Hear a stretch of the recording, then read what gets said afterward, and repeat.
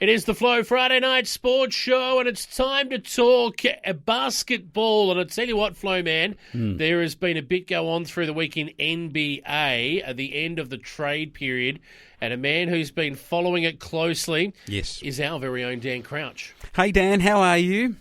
Very well, fellas. How are you? Real good. I tell you, this has been a really interesting period of time in the NBA.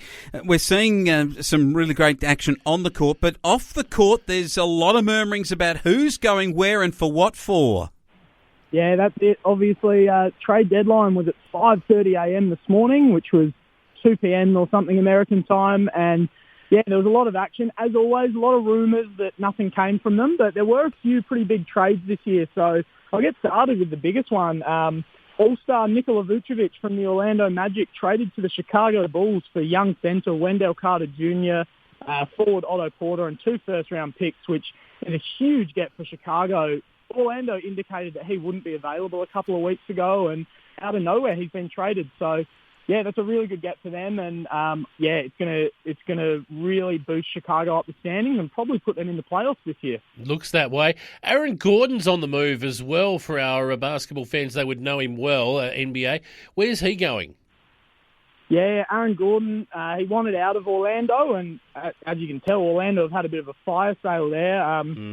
He's off to Denver in exchange for a first-round pick, shooting guard Gary Harris, who's a pretty good two-way player, and RJ Hampton, who NBL fans will obviously remember from the New Zealand Breakers last season. So bit of a win-win there. Orlando, they get some young talent and a draft pick. And for Denver, they get the missing piece to their starting lineup, really, that really could boost them to the next level. Okay, a couple of big ones. Oled Bido at Miap to Miami. And also, what about this one? George Hill goes to Philadelphia. This could be interesting because they would be looking to bolster their playoff chances. Yeah, I'll just touch on the Victor Oladipo trade because as a Houston fan, it pains me to see him go for such a cheap price. He was the big player brought back in the James Harden trade, and now he's been swapped for, 2 players who really are just involved to make the money work, and a pick swap, which doesn't benefit Houston a lot. So that's not amazing for Houston. Great trade for Miami. But yeah, George Hill to Philadelphia. They need a backup playmaker, and now they've got that in him. Few small moving parts involved in that one in a multi-team deal. But yeah, George Hill to Philly, the main part of that. And Philly, they load up for their finals run now. One of the most frustrating players in the NBA, he can be anything on any given day. Rajon Rondo is heading to the Clippers. Can they make something out of him? Well, Rajon Rondo, if anyone's watched any Atlanta games this year, he has been playing genuinely bad basketball.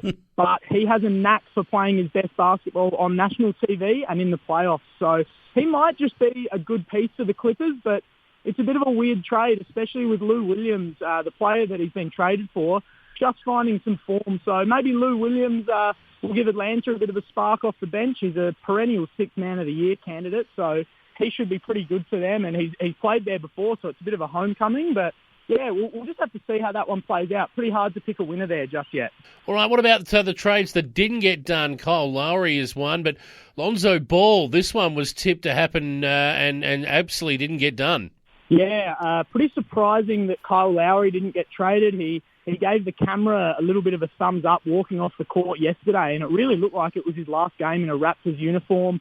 A lot of people consider him the greatest Raptor ever, so in a way it's really good to not see him traded, but for Toronto, they'd be, they've missed a chance to really load up for their rebuild, but yeah, so he's staying put, he's staying in Toronto. Obviously their fans will be pretty happy about that. Lonzo Ball, they obviously didn't get an offer that they liked, so he'll stay put, and you'd think the Pelicans will now extend him. Means they've got a lot of money tied up in him, Zion Williamson and Brandon Ingram, but that's a good young core, so I think that's okay. And LaMarcus Aldridge, they said he was going to be moved. He's had his breakup with San Antonio, but it didn't happen, so he'll be bought out, and it looks like he's going to sign with the Miami Heat, who now look like they're pretty well set to make time to go back to the final. Dan Crouch is the man on the money when it comes to NBA, and on the field there's obviously going to be some winners out of these trades. Who are the winners, and who do you think lost out of the whole trade period? Well, to me, the winner is Chicago. They've got a stud centre to pair with Zach LaVine, their all-star shooting guard, and Yeah, they're rebuilding really strongly now, so I really like that for them. And the losers, Houston. So they gave up their best asset from the James Harden trade for junk, essentially. So, and they didn't manage to move any of their other pieces that would have been enticing to contenders. So, yeah, not the best look for Houston. And, yeah, really, really good period for Chicago.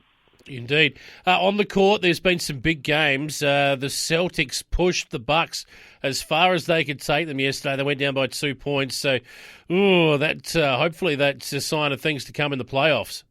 Yeah. Well, we'll see what happens. But if the games are close like that, we're going to be very, very entertained. And a few of these teams have really stacked their rosters now for the playoffs. So, it's going to be a very entertaining time of year. And now we just wait and see who finishes where in the standings and what our first-round matchups are going to be. Looking forward to seeing that Bucks-Celtics game revisited tomorrow or today, if you're listening to the replay as well. They're going to go at it again. But Raptors and the Suns, that should be an interesting game as well. But what about this one, the clash of the Titans, the Houston Rockets and the Minnesota Timberwolves? Down the bottom. Dan, you'd be looking forward to that, wouldn't you? I think on that note, it might be my time to go and cry in a corner. Once were and what they are now. So I think I might leave you on that note, fellas. Oh, no, don't let him go, because the NBL, Dan Crouch, before you run away, tell us about the 36ers firstly. They've got to pull off some really important wins. They just seem to not be able to make those wins and find themselves in 7th place. Yeah, they had a narrow loss the other day. Yeah. Which, missed opportunity, but without Josh Giddey, obviously that's going to be a tough win. And no Isaac Humphries either. So it was an honourable loss, but they've got a lot of ground to make up. So we'll be watching intently and hoping for the best, basically. Yeah, the Wildcats have surged to the top of the ladder there. Melbourne United back down to second. And the Southeast Melbourne Phoenix, despite the loss of Mitch Creek, just keep on keeping on. They're the feel-good story of the season, along with the Illawarra Hawks. So it's an interesting top four at the moment, Dan, and that's where we'll leave you for today, mate. I'm looking forward to seeing how it pans out. It's going to be a tight race for those last few playoff spots. Excellent, mate. Yes, it will be. Dan Crouch is our basketball expert, and he joins us every Friday night. And it has been great to have him on board in the Summer Sports Series. We'll catch up with you next time, Dan. Beauty. Thanks, guys.